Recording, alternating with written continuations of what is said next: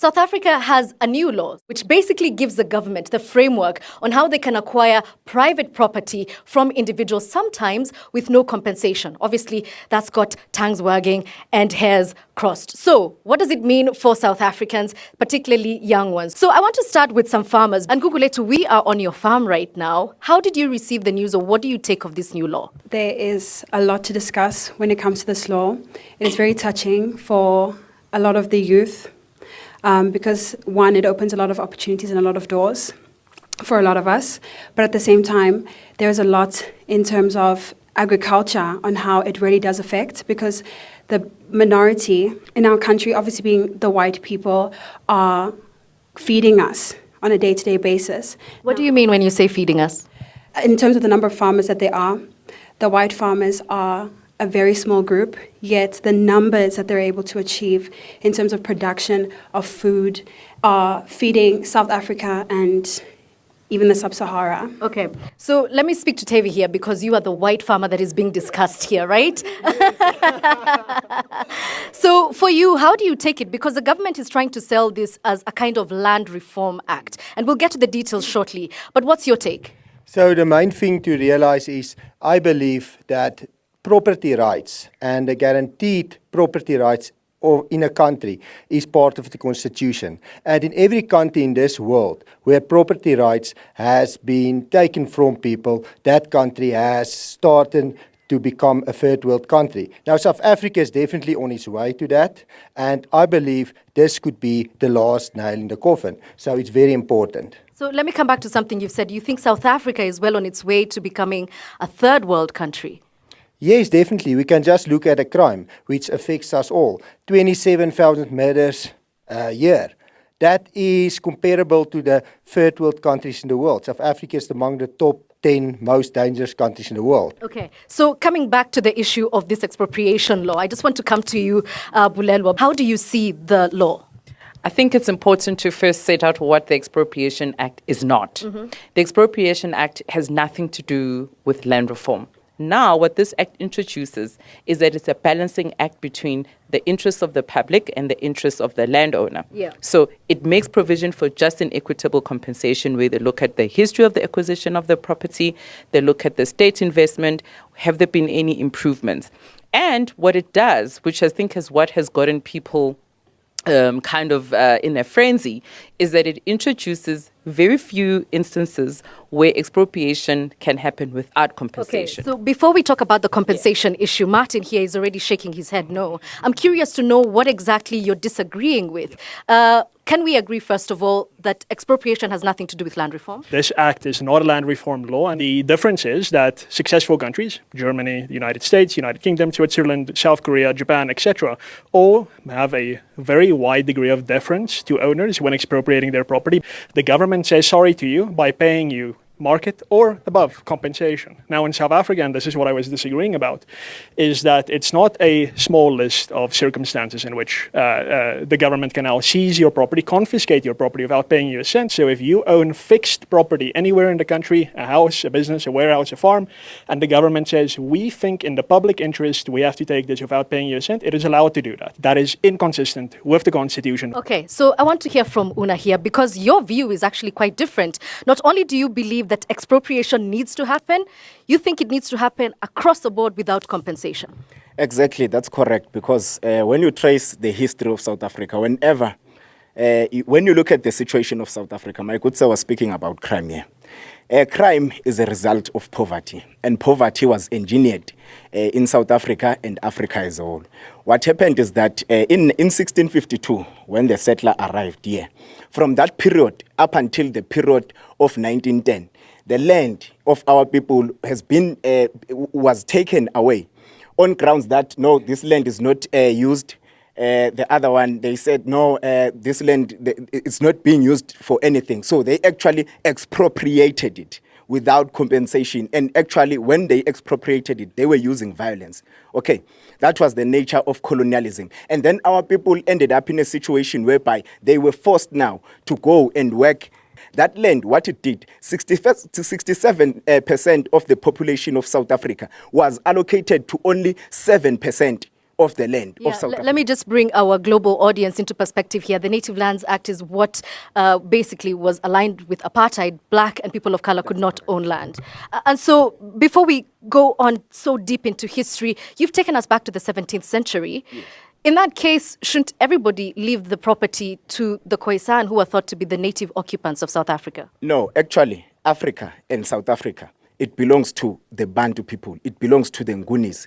So it belongs to the people of Africa. What about Tave here? We are not saying it doesn't belong here. Now that we are living together here, our perspective is that the land must go back to the chiefs, the traditional leaders and the state. We are unapologetic about this. Mm-hmm. Land must be expropriated without compensation, because this thing of wasting taxpayers' money, buying land that has been stolen. Okay, we'll come to those details later. I just want to get your response real quick. I believe the biggest problem in South Africa currently is the government. And if they expropriate the land in a blanket way, every portion of land, every hectare of land, do you know how many hectares of land currently the government owns in South Africa? Lying bare and wasted. That was bought from white farmers. If the ANC was in any way serious about giving black people land, I have no problem. They should give black people land. They should get black people to farm on that land. And there's a lot of Bophuthatswana, for instance, is 4 million hectares that's lying bare. If they were really serious about empowering black farmers, they would have given them that farm. They would have given them title deeds. But if there is today a blanket expropriation happening, they will still not give you the land. Okay, I'm hearing Bulelwa behind me here. Are you the one who was muttering? Yes, he made a statement that there is a blanket expropriation. That is not the case in South Africa. In this new act of 2025, it's more difficult for government to prove that land is expropriated. There are about 7 or 8 stages that the government must prove. So my argument is that there should not be any fear-mongering around the Expropriation Act, because actually the landowners' rights are even more protected than ever before. Let me hear from Martin, actually, because that's your interpretation. And Martin, you seem to think that the law is actually now contravening the Constitution. Yeah, absolutely. So the Act says that when the government deems it in the public interest, there are examples, but generally in the public interest, the government may take property without paying anything. This specific government has a long history since the 1990s of depriving people of private property. One cannot look at this Act in isolation. Look at the safeguards, which of course they are there, and it's better with them there than not there. So but it's not. You've mentioned safeguards. Do you not trust that they will be upheld? No. I mean, it comes down to these are formalities. And again, it's better that they are there than they aren't. Okay. But unfortunately, most South Africans, and that includes relatively wealthy South Africans, do not have the money when they've now parted with their property. There goes the minister with their farm or their warehouse. And now they have to pay a lawyer, they have to go to court, and they have to spend sometimes a decade in court fighting the expropriation to get their market-based compensation or any compensation whatsoever. No one can really afford it except the creme de la creme of the 1%, and very few people fit in that bracket. Okay, let me speak to Komotso here, who is also a farmer. And when you hear, first of all, the conversation that's going on so far, what's your reaction? How do you feel about it? I am a farmer. I've been doing that for 5 years commercially, and I operate on leased land for 5 years. So my challenge is, if I've been farming for 5 years commercially with a very good track record, how come I do not have access to land when my neighbor has got 1,000 hectares of land that is just sitting there? So for me, we need to... Sorry, let's just go back a little bit, because we don't all understand how acquisition of property works in this country. What are the steps? So for example, I would go and look for a farm that I'm interested in, and to my shock, everything is overly priced. And in my opinion, it's overly priced because the normal guy like me is not supposed to be able to afford to buy that piece of land. So my next logical thing to do was to lease. I've been leasing a land for 5 years. I still can't get finance for land because I need to put up security. I don't have security. My neighbor owns 100 or 1,000 hectares of land, and I'm operating on a leased 3.5 hectare farm. 5 years commercially and successful at that matter. So for me, this whole process makes it easy for people like me to be able to get the foot at the door, because what then happens is it tips the scales. So the play field is not leveled. Mm-hmm. So for me, this is the process that it might not fix everything, but it will get me into the playing field. Yeah. Wow, Makoni, I want to hear your perspective a little bit, because you are also of the opinion that this is not at all about land reform. So if it's not, what will be? No, I absolutely agree with Bulelo and Martin that this is not about land reform. I think that is the issue with the land reform system as it currently stands, is it's deeply cynical about providing black people with land. The government doesn't trust black people with land in this country. And that's evidenced by the millions of title deeds that are held in backlogs by the state. In fact, in November of 2024, the Minister of Human Settlements said that between the years 2029 and 2024, they had the target of clearing 1 million title deeds away from the state, finally into the hands of South Africans. How many of those have been achieved today? Only 100,000, less than 10%. That is what I'm speaking about when I say there's a cynical distrust of giving black people access to land. Okay. There is a point of contention. Just before we continue, let me see by show of hands, do you agree with what Makoni is saying? Do you believe, if you believe that the government trusts black people with land, raise your hand. Not a single person. Look, there is that whole notion of, if I'm going to give you land, are you actually going to use it? I come from an area in Brits. He spoke about Brits. That's my hometown. There was a huge land claim that was done. Yes, land was given to people, but the land is not being used. Why? There's problems like there's no resources. So that you are not given, you can be given 10 hectares of land, but with no resources to use that land, with no help to actually get training to actually go and actually make that land productive, it's actually useless. My dad is one of the people that actually got that land that was claimed. Because he didn't have the resources to use the land, he actually resorted to leasing the land to another person who happens to be a white farmer. You're not going to believe this. A whole 15 hectares for 6,000 rand every 6 months. So the land was restituted back to your father. He was unable to make it productive, and so he had to rent it out to a white farmer who had the resources. Yes. Wow, okay. So let me speak to Tevi again, because as a farmer, I mean, before we even started, you were telling me how you had to deal with your cattle, and these are just farmer problems that I'm familiar with, right? So is it fair for people to characterize you as the wealthy white farmer who gets access to loans? Is that true, first of all? No, that's not true, first of all. So the main thing I think a lot of people don't realize is if you have a farm, the land, the bank holds your title. 2/3 of that farm is already owned by the bank. And if I have 1 year where harvesting isn't good, like last year, I have to go again, now it's 100%. I don't own nothing. I'm just leasing that land from a bank. And a lot of white farmers that people think are rich are actually not that rich. I know of guys that have the biggest farms, thousands of hectares, and you think, wow, these guys are rich. But they have 200 millions worth of debt. And the property is also about 200 million. So that guy is actually dirt poor. So I think people really need to realize that. And Khomotso, I want to tell you, well done. That's really difficult to stay on that farm and to continuing. I can just imagine that. But I just want to add something to you. I understand you have the big neighbor with 1,000 hectares. And in my area, I'm not a big farmer as well. I have the same problem, I have to tell you. Whenever I go out and I try to lease a land, one day I dream of buying another piece. The big guys around me is going to check. I have no chance. I have no chance to buy or lease because they are bigger, they have more money than me. They can do this exact same thing with me than with you, even though I might have a little bigger portion than you right now. Okay. So let me just ask you a point-blank question. Do you think that the land rights in this country are equitable across the board? So if you were to wake up tomorrow as a black man, would you be comfortable with the way the laws are? You can't trust the ANC government whenever they tell you, I promise you, we will not come and take your land one day. Okay. They have proven beyond a shadow of doubt over the years they can't be trusted. All right. Let me come back to Una here because he's referring to the ANC government, which you are not a part of. You're part of the MK Youth League. But the challenges he's describing are similar to what Khomotso is describing. So is it a governance issue or is it a land issue?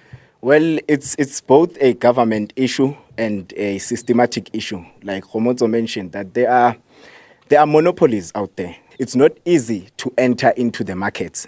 You might be given the land and you don't have resources, one. Or if you are lucky to have resources to plow and do all those activities, you won't be able to get the market out there because there are monopolies which are gatekeeping the market for certain people. And those monopolies... Tevi is nodding. You agree? I'm agreeing. Okay. But it's not just for against black people. It's also for small-scale white farmers.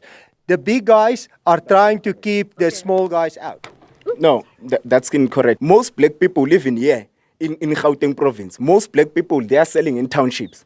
They are selling in Soweto, they are selling in Alexandra, all those cheap houses. But the people who are actually selling big houses and making serious monies, they are selling in Sandton. And even sometimes when a black estate agent comes wanting to sell somebody's land, and that person you find is a white person, they don't trust the black person. They don't give them the opportunity to sell their land until a white man arrives, and then they start giving them what they call this permission to actually advertise and sell their property. Okay. So racism is something that we must not sugarcoat. We must agree that racism continues to exist in the property sector as a large, whether as a whole, whether it's in farming, whether it's in estate agent, whether it's in mining, everywhere. Racism continues to exist, because what happened is that when we were given this freedom in 1994, we thought that we have achieved victory, but actually it was a strategic defeat, because what happened is that they just gave us a parliament that we are able to sit there and go to the same toilet with the white person.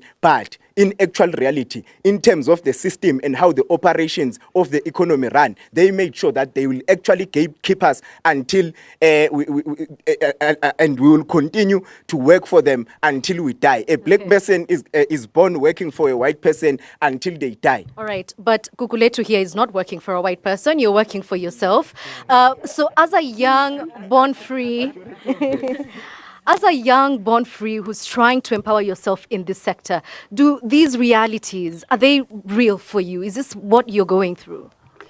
Yes, 100%. I think I always tell my mom that it is so unfair how the amount of work that I believe that we put in here at the farm is never going to match what is out there at the moment. However, any money that we make goes back to the land. You know, we might own the land, but we still have to pay for the land. And if it comes either the land and, you know, the people, the workers, that they're still being small farmers trying to break and penetrate into a very big market is very, very tough and very difficult for us. And I think it can be very discouraging knowing how this is something that is not very open to everyone, and a lot of us are not very exposed to what is out there. Our knowledge on agriculture as the youth is very, very limited. Okay. So for you, you see this as a way to level the playing field, to create that equity. All right. I want to hear from some people at the back. Any opinions on what we've been discussing so far? This Expropriation of Land Act, it's correct partially, but it does not speak to us, black people who are marginalized. Because all the inequalities that we face now, they come from us not owning the land. So it's correct that there must be expropriation of land without compensation. And the land must be given back to the black majority of this country. Tevi, yes, mentioned that there is crime. Every time when he speaks, he deviates with the crime. And he forgets that the crime, it comes from people not owning anything, because if all of us were equal, there was no one that was going to bother entering someone's room and want to steal a cabbage. For instance, we can all be equal and we own our own land, then we farm. We can be able to defeat crime. Okay. Let me hear from you, please. With land expropriation, I believe that I will be able to access the land, be able to produce food and enhance food security at a household level. I believe the Land Act or the Land Expropriation Act, if it could be passed and more people are open to owning land or owning as much land as they can and being equipped and being skilled with enough to be able to work the land, I believe the markets can be as well be open and be welcoming to us now that now we as the majority of the people in South Africa, we now have the land, we now are able to produce, we are able to feed the country. Now it is going to be much easier. So I do support the Act. Because I think we've addressed the challenges really well, I'd like to hear some solutions, right? Because I think we can all agree that there's a serious land distribution problem in this country. How do we have access to the land? How do we make it productive and still feel like we're privately owning it? Some solutions, please. Anyone? Yeah. I think you should put it maybe a little bit differently. Ask the question in 1980, there was 127,000 white farmers in South Africa that was farming the land. Today there's 27,500 left, and that number is falling. They say within the next number of years it's going to be 20,000. Now the reason of that wasn't because of the government or expropriation or anything. It was because of the farming industry being so difficult. It is extremely difficult. I have to tell you, a lot of farmers are just going bankrupt. And then it's really good farmers. So for those that are still here, they're exceptional farmers. But the question is, why are they going bankrupt? And if a white commercial farmer that has a history, that has all the knowledge, goes bankrupt, what chance do a young black farmer that has just received land have to make it a success? So we need to ask, for the very same reason that white farmers go bankrupt, young black farmers or black farmers don't succeed. It's the same thing. It's for the same reason. So you need to ask yourself, why is that? All right. Some solutions, please. Yes. I think the solution is to firstly make sure that the government start making more programs available for black people, if I would say, but mainly, especially the youth, and this problem must not start when someone complete their degrees and then they don't know. Actually, tell us by example, because you're doing that. You're training young black people here and empowering them. Yes, so I think there must be a progression process in that, so that people don't go and join farms because there's a stipend involved. People must go to the farms to join the farm because they see themselves as future farmers. But it mustn't end there. The government must help us and make more awareness programs that entice the youth to say, when I'm done through my, could it be an internship or whatever, what is the next step for me? I think that is very blurry. And it starts from the crash, primary school, where there is a respect for land and a respect for the Constitution in terms of the right to food. Yeah. There's no way everyone can have access to food when some people eat and others are not eating. There's no way crime will go down. However, when South Africans start working together, where we have South African producers, we must just stop this black and white thing, because at the end of the day, we really need to eat, all of us. If corruption can be reduced and resources be given to those that qualify and those that are very committed and have it within, because being a farmer, there's also a bit of a calling. Let us entice agriculture amongst the youth and to make sure that the future, because the youth is the future farmers of the country, the future producers of our country, they start now. Not when we are all gone, Okay, Makoni, you had a solution for me. Indeed. So the Ministry of Human Settlements listed that two of the reasons why it is unable to distribute those title deeds is because of lack of bulk services, provision of bulk services. That would be things like water, roads, electricity. And secondly is the fact that government has not, as it is planned, formalized townships. So basically the government is withholding land from people because of its own failures. So if the government gets to those two things, there would be the distribution of those title deeds. And also the government is the third biggest owner of land in this country. About 24% more is held in trust. Some of that are tribal trusts. Tribal trusts are land that's held in trust that are administered by chiefs, which are basically government administrators. If the government removes that land that it's holding and gives it to people, then I think there'd be a lot of less pointing at fingers at who's actually holding the land and who's gatekeeping. Okay. If the government did the right thing of giving that land away. All right. Gugu, I'd like to give you a chance to close this debate for us. If you look at your projection 20 years from now, you're really incredibly young, 21. What do you want for this country, especially now as a young farmer? I want for this country to be able to see how vast and broad that the agricultural industry really is, and how it is for everyone. I really want to see myself in a space where I am just as successful as the next person, from hard work and, the dedication that I do have towards the industry. And I can only hope the same for everybody that we are training here at the farm, that every single person that leaves our space and leaves the environment with myself and my mother are seen to be doing something with themselves, so we can go back, 20 years down the line and see them also, having their own businesses, their own agricultural businesses, doing something, acquiring land as well and being given equal opportunities.